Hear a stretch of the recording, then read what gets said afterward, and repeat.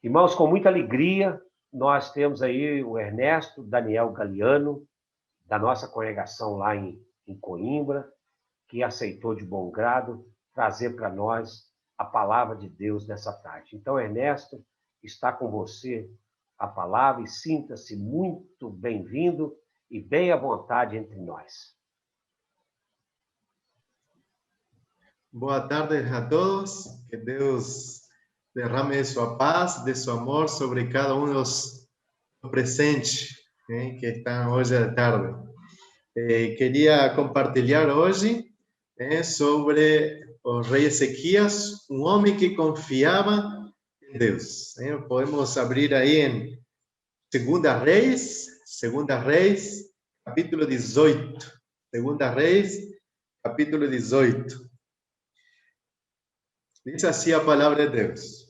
No terceiro ano de Osias, filho de Elá, rei de Israel, começou a reinar Ezequias, filho de Acaz, rei de Judá. Tinha 25 anos de idade quando começou a reinar e reinou 29 anos em Jerusalém. Sua mãe se chamava Abi e era filha de Zacarias. Fez ele o que era reto perante o Senhor, segundo tudo o que fizera Davi, seu pai. Removeu os altos, quebrou as colunas e deitou abaixo os postes ídolo.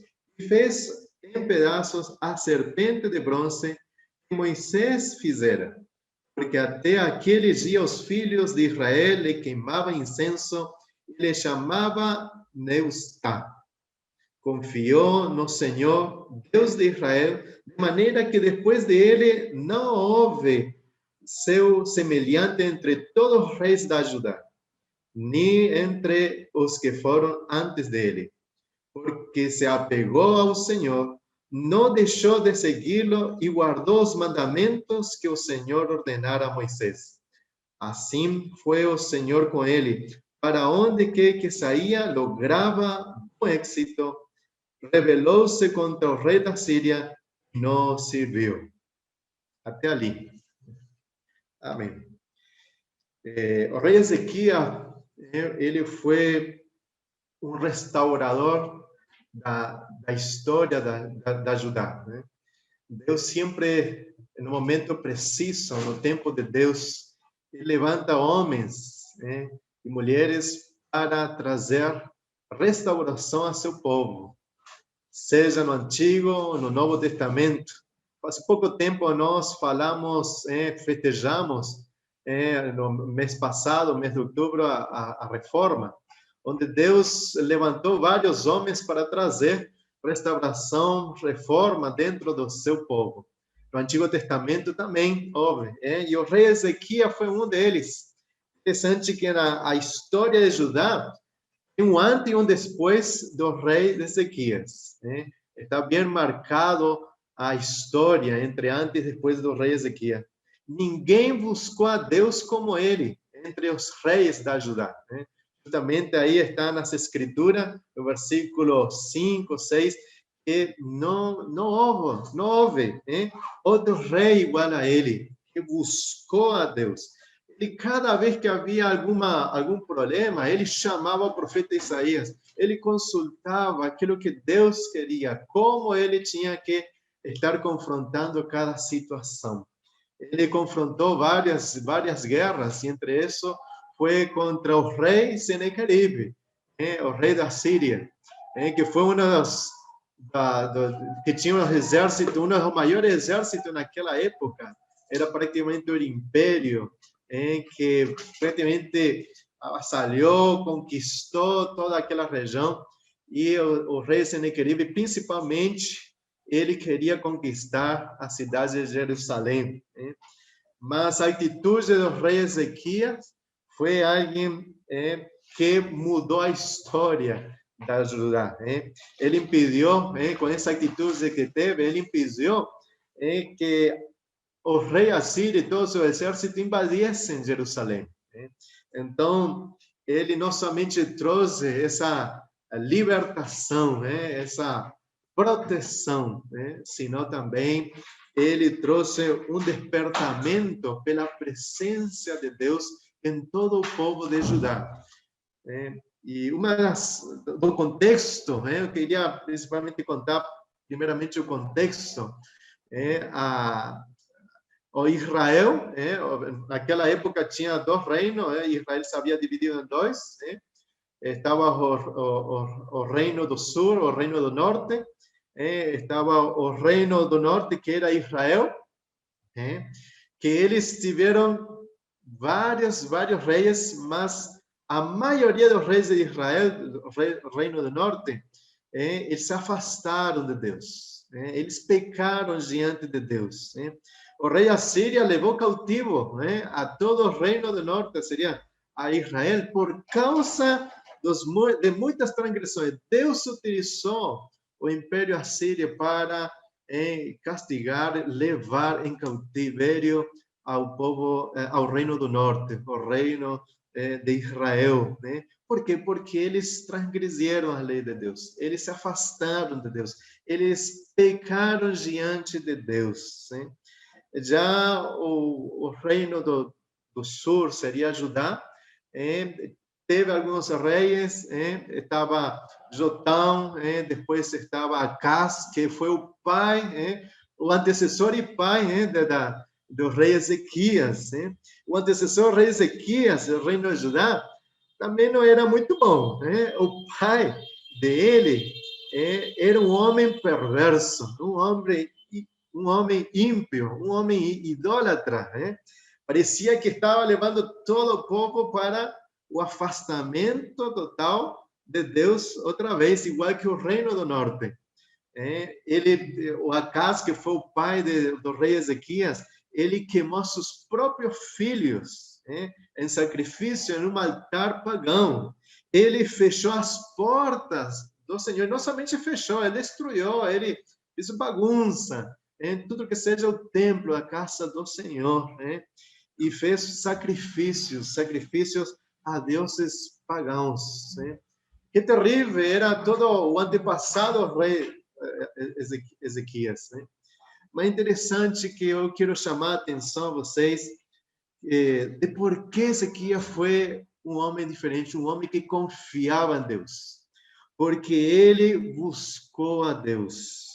Apesar dos maus testemunhos que ele tinha do reino do norte, que eram os reis de Israel, e apesar dos maus exemplos e maus testemunhos de sua própria família e dos próprios reis dentro da Judá, ele decidiu ser diferente. Ele escolheu ser diferente e andar nos caminhos de Deus. É uma atitude que nós devemos também hoje fazer o mesmo. Muitas vezes o crente quer assemelhar-se muito ao outro para não ser rejeitado, para não ser excluído, mas devemos ter essa mesma atitude que o rei Ezequias, escolher, decidir ser diferente, andar nos caminhos de Deus, por mais que muitas vezes pode ser rejeitado, pode ser excluído, pode ser injuriado, mas buscar andar com Deus.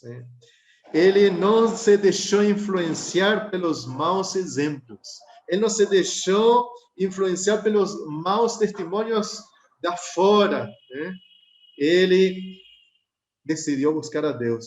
O início de um avivamento, o início de uma restauração, seja a vida pessoal, ou seja do povo de Deus, a igreja, começa com uma atitude de búsqueda, de buscar a Deus, e tudo o que pertence ao reino de Deus.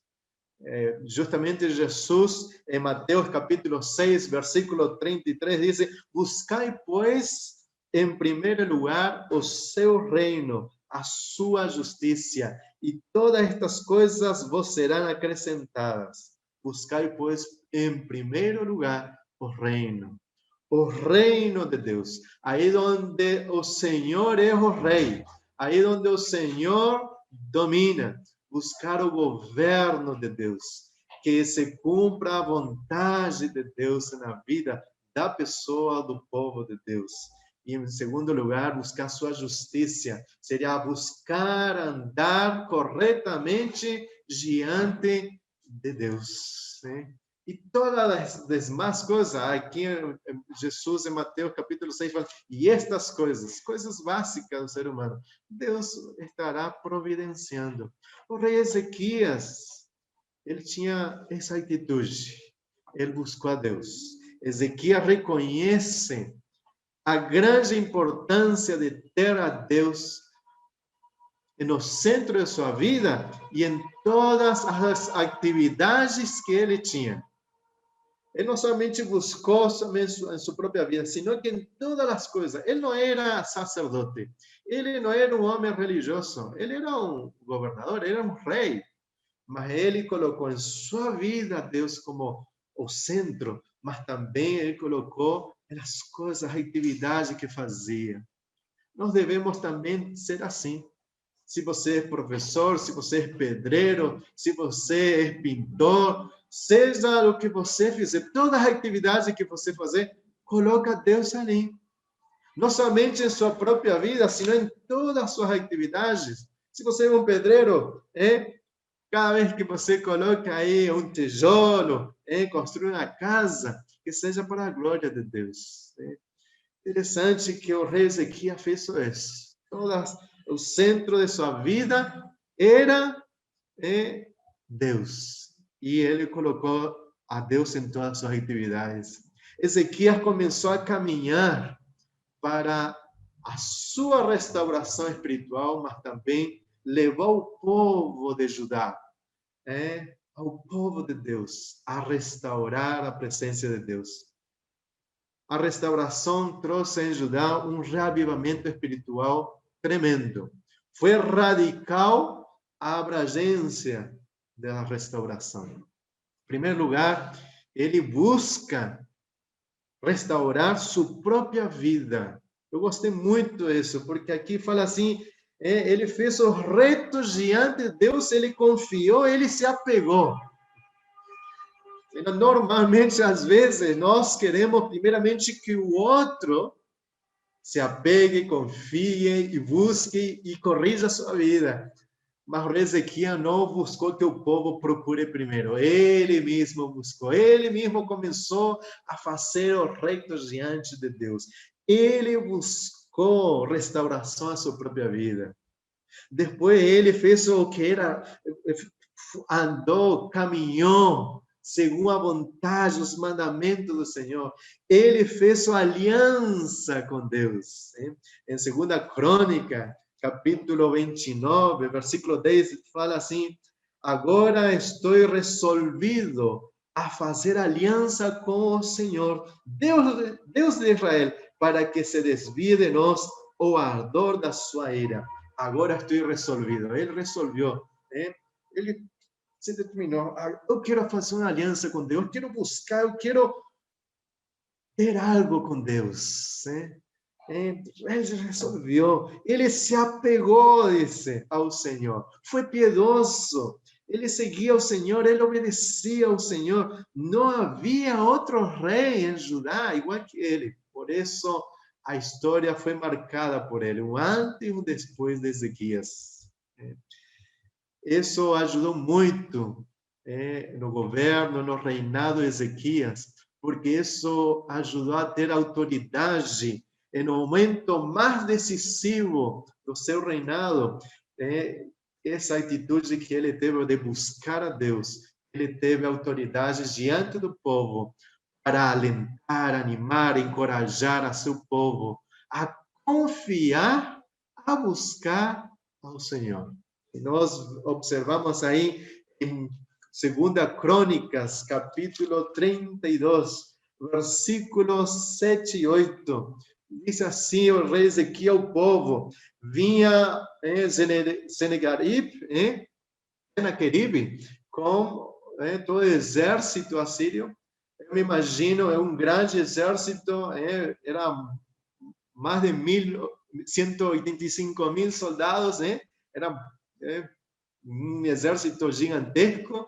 Eu me imagino que quando vinha hacia Jerusalém, do exército de Judá, ele sentia no chão essa vibração do exército que vinha, marchando hacia ele. E aí Ezequias, confiando no Senhor, ele fala ao povo de Judá: sejam fortes e corajosos.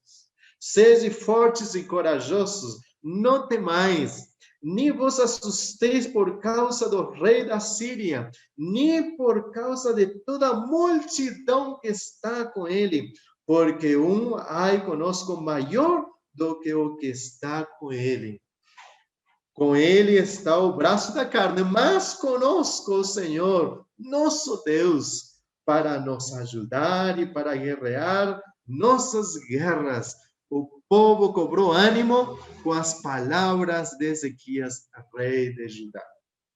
Que lindo ver e que maravilhoso é observar, quando ele, cheio do Senhor, cheio de confiança em Deus, ele pode animar a outro que está assustado, com medo, desanimado. Ele encoraja, ser forte, confia no Senhor, que está com a gente muito mais grande que está lá fora. O povo cobrou ânimo. E nós sabemos o final da história. O final da história é que não conseguiram invadir. O final da história é que, justamente, aí no versículo 21, do 2 Crônica, capítulo 32, então o Senhor enviou um anjo que destruiu todos os homens valientes, os chefes e os príncipes no arraial do rei da Síria. E este, com o rosto coberto da vergonha, voltou para sua terra, tendo ele entrado na casa de seu Deus, e os seus próprios filhos ali o mataram à espada. Assim livrou o Senhor a Ezequias e os moradores de Jerusalém das mãos de Senaqueribe, rei da Síria, e das mãos de todos os inimigos, e lhes deu paz por todos os lados. Muitos traziam presentes a Jerusalém, ao Senhor, e coisas preciosíssimas a Ezequias, rei de Judá, de modo que depois de esto foi enaltecido à vista de todas as nações. Foi de testemunho a sua confiança no Senhor. Segunda coisa que ele fez, quando ele tomou o reinado, ele não somente fez o rei diante para sua própria vida e confiou no Senhor. Ele restaurou a casa do Senhor, onde o pai dele, Acaz, havia destruído a porta, havia fechado o templo. E o primeiro que faz é abrir o templo, abrir a casa do Senhor. Ele reconstrui outra vez, ele conserta, ele repara as portas, ele abre as portas, ele purifica, limpa, quebra os ídolos, tira todas as coisas que eram abomináveis diante de Deus. Ele faz uma purificação, uma limpeza da casa de Deus e abre as portas. Tirou toda a imundícia da casa de Deus. Isso nós temos aí em 2 Reis, capítulo 18, versículo 4, mas também em 2 Crônica, capítulo 29, versículo 3, em diante. Mandou a santificar aos obreiros que estavam aí no templo, aos sacerdotes, aos levitas. Mandou, porque ele sabia que Deus leva a sério a sua obra. E ele quis ser sério. Ele confiou no Senhor e mandou a santificar a todos os obreiros e a todo o povo. Restaurou tudo que seja oferta à casa do Senhor, tudo que era dízimo. Ele também restaurou e celebrou a Páscoa. Há muito tempo ele não festejava a Páscoa, que eram as festas. Ele sempre fazia o povo de Israel, mas já não fazia mais porque se haviam afastado de Deus. Deixaram de festejar a Páscoa. Mas com ele celebraram a Páscoa. E isso trouxe um grande entusiasmo ao todo o povo. Uma grande alegria. E toda a restauração, Ele trouxe essa restauração de sua própria vida, e também o templo que significava a presença de Deus no meio do povo, do seu povo. Um reavivamento espiritual em todo o povo, vitórias diante de seus inimigos, a restauração, a correção, a reconciliação e a consagração diante de Deus. É interessante que, por aí concluindo, nós temos lá em 2 Crônicas, em capítulo 7, 2 Crônicas, capítulo 7, onde temos um texto muito conhecido, que fala assim, está lendo, versículo 14, se o meu povo que se chama pelo meu nome se humilhar e orar e me buscar e se converter dos seus maus caminhos, então eu ouvirei dos céus, perdoarei os seus pecados e sararei a sua terra. Primeiramente, humilhar-se, orar, buscar, converter-se. Converter é consagrar-se. Converter e consagrar é a mesma palavra. É voltar-se a Deus, deixar de pecar, deixar o pecado ao lado e voltar a Deus, buscar a Deus. E Deus ouve. Deus ouve. Ele perdoa. E não somente perdoa, Ele restaura, Ele sara, Ele cura, Ele salva aquelas pessoas que vão com essa atitude. É tempo de nós buscar restauração. É tempo de nós buscar renovar nossa vida espiritual. É tempo de colocar a nossa casa em ordem. É tempo de colocar as coisas em ordem em nossa própria vida e também no povo de Deus. Tirar de nossas vidas toda aquela coisa que atrapalha a nossa vida espiritual. Pecados e muitas outras coisas mais. Os pecados de estimação, né? Mas muitas vezes confessamos os pecados, mas quedam alguns pecados de estimação e não queremos confessar. É tempo de confessar, é tempo de restaurar, é tempo de buscar a Deus, é tempo de converter-se, é tempo de consagrar-se ao Senhor. Em Romanos capítulo 12,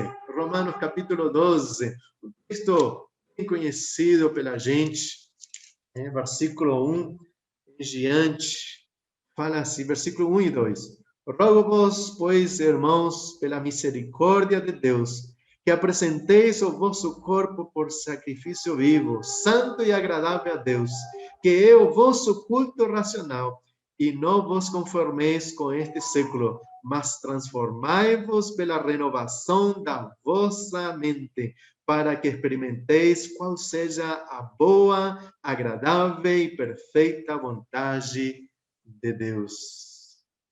Servir com nosso ser completo. Isso é sacrifício vivo, né? É servir a Ele completamente. É o que Ezequias fez. Colocou a Deus no centro de suas vidas e em suas atividades. Servir a Deus em todas as coisas que fazamos. Não imitar a conduta de outros para não ser rejeitado, senão tomar uma decisão de ser diferente, caminhar segundo a vontade de Deus. Aqui justamente fala assim, apresentar-se diante dele, sacrifício vivo, santo e agradável a Deus. É o vosso culto. Mas também fala assim, não imiteis o mundo, não imiteis as costumes, os valores, os princípios que o mundo tem, sino transformai-vos, renovaos nossas mentes.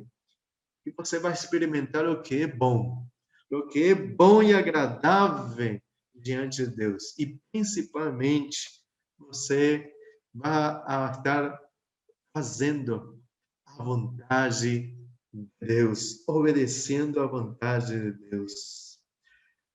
O resultado é interessante que no final lá, quando o rei Ezequias renovou, restaurou a festa da Páscoa, trouxe celebração, trouxe alegria, trouxe cântico nos lábios do povo, de todo o povo de Judá. É interessante que também aí ele fala na palavra de Deus que também muitos do povo do Reino do Norte que haviam ficado aí em Israel, eles participaram da Páscoa. Nós sabemos que eles festejaram a Páscoa porque a Páscoa deles é a libertação da escravidão egípcia. Mas nossa Páscoa é Cristo Jesus. Nós devemos, a Páscoa para a gente tem que ser todos os dias. Festejar, celebrar, adorar a Deus. Todos os dias, porque Ele é nossa Páscoa, Ele nos resgatou, Ele nos libertou da escravidão do pecado. Nós devemos, assim como o povo de Judá, eles se alegravam, celebravam, nós também devemos estar cheios do Senhor, cheios de Deus, cheio do Espírito Santo, como diz em Efésios capítulo 5, versículo 18, cheio do Espírito Santo, cantando, louvando a Deus, falando e cantando salmos, hinos, cânticos espirituais, dando graças ao Senhor continuamente, fazendo retos diante de Deus, porque Cristo Jesus é nossa Páscoa. Cristo Jesus é nosso libertador. Cristo Jesus nos traz salvação, santificação, comunhão com Deus. E Ele merece toda a glória, toda a honra, todo louvor e toda a adoração. E justamente queria finalizar isso. É tempo de colocar em ordem nossas vidas. É tempo de uma atitude de tomar decisões em nossas vidas, espiritual, mas também em nossas atividades. Que Deus derrame paz, derrame graça sobre cada um de vocês e que a palavra de Deus fique ecoando na vida, na mente, em toda esta semana que vamos ter. Vamos a finalizar esta parte com oração e depois entrego outra vez ao pastor Ângelo. Amado Deus, amado Pai, em nome do Senhor Jesus Cristo, obrigado, Deus, porque Tu hoje está aqui com a gente através do Tu Santo Espírito. Tu és Emmanuel, Deus conosco, e nós somos o templo, o santuário da presença do Espírito Santo. Senhor amado, em nome do Senhor Jesus Cristo, queremos ter essa mesma atitude que o rei Ezequias. Buscar a colocar em ordem nossas vidas. Colocar em ordem o teu povo, a tua igreja. Deus eterno, em nome do Senhor Jesus Cristo, primeiramente, pedimos, Senhor, perdão por nossos pecados. Senhor, limpa-nos, purifica-nos, porque assim como dice em 1 João capítulo 1, versículo 9 em diante, Senhor, se nós confessamos nossos pecados, Tu és fiel e justo para perdoar nossos pecados, mas também para purificar-nos de toda injustiça, de toda maldade. Senhor, limpa-nos, purifica-nos, perdoa-nos, restaura nossa vida. Restaura, Senhor, que Tua presença reine em nossas vidas. Realmente, o Senhor Jesus Cristo seja o Rei e Senhor de nossas vidas, mas também do Teu corpo, a Tua igreja. Oh Deus eterno, em nome do Senhor Jesus Cristo. Senhor, obrigado porque sabemos que Tu nos ouve. Obrigado, Deus, porque Tu nos perdoa. Obrigado, Deus, porque Tu nos purifica. A obra maravilhosa que Jesus Cristo fez lá na cruz. Amado Deus, abençoa cada um dos presentes e que Deus, que Tua palavra realmente possa produzir fruto de hoje em diante em cada vida, em nome do Senhor Jesus. Amém.